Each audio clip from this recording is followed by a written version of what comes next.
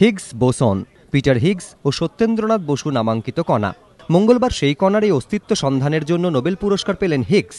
অচিরেই সেই খবর এসে পৌঁছল উত্তর কলকাতার এই দোতলা বাড়ির বাসিন্দাদের কাছেও। 22 নম্বর ঈশ্বর মিললেনের এই বাড়িই যে বিজ্ঞানী সত্যেন্দ্রনাথ বসুর 3 পুরুষের ঠিকানা। একদা এখানে বসেই এই গোত্রের কণার অস্তিত্ব অনুমান করেছেন বাঙালি বিজ্ঞানী। আজ সেখানকার বাসিন্দা বলতে সত্যেন্দ্রনাথ বসুর অশীতিপর পুত্র রথীন্দ্রনাথ বসু। চোখের সামনে যিনি প্রতিনিয়ত বাবাকে দেখেছেন অঙ্ক নিয়ে ব্যস্ত থাকতে, তার ফল অবশ্য তিনি দেখে যেতে পারেননি। আজ সত্যেন্দ্রনাথ বসুর দেখানো পথে হেঁটে যখন পিটার হিগস নোবেল পেলেন, তখন বাঙালি বিজ্ঞানীর বাড়িতে কি আফসোসের সুর। রথীন্দ্রনাথ কিন্তু সে কথা মানতে নারাজ। তার মতে নোবেল দিয়ে মূল্যায়ন হয় না, কাজই বড়। নোবেল প্রাইজ পেল কি পেল না, তাই দিয়ে কোনো মূল্যায়ন হয় না। তার কাজটা যে কত বড় সেটা আমরা দেখতে পাচ্ছি যে তারপরে অনেকেই নোবেল প্রাইজ পাচ্ছে ওর কাজের উপর ভিত্তি করে। কাজে সেটা আরও আনন্দের কথা। এখন ওনার কাজ এত সেটা এখন পার্ট অফ টেক্সট বুক হয়ে গেছে।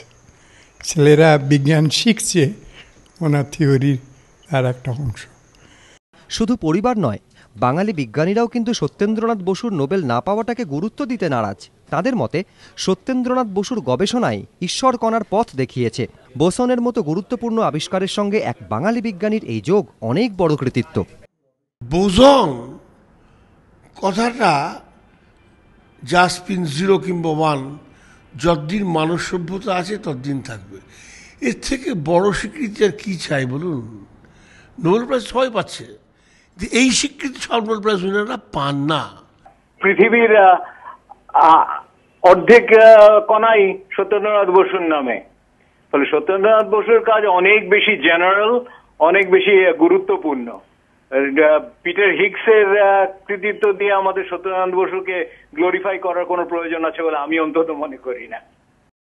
গবেষণা করেও বেতার আবিষ্কারের কৃতিত্ব পাননি আচার্য জগদীশচন্দ্র বসু। সেই স্বীকৃতি শিরোপা উঠেছিল বিজ্ঞানী মার্কনির মাথায়। কিন্তু সত্যেন্দ্রনাথ বসুর কৃতিত্বকে সেই সারিতে রাখতে নারাজ বিজ্ঞানীরা। তাদের মতে সত্যেন্দ্রনাথ বসুর নাম ও বোসনের সঙ্গে জড়িয়ে রয়েছে। হয়তো তিনি নোবেল পাননি, কিন্তু তাতে কি, বিশ্বের কাছে তো অমর হয়ে থাকবে তাঁর কাজ।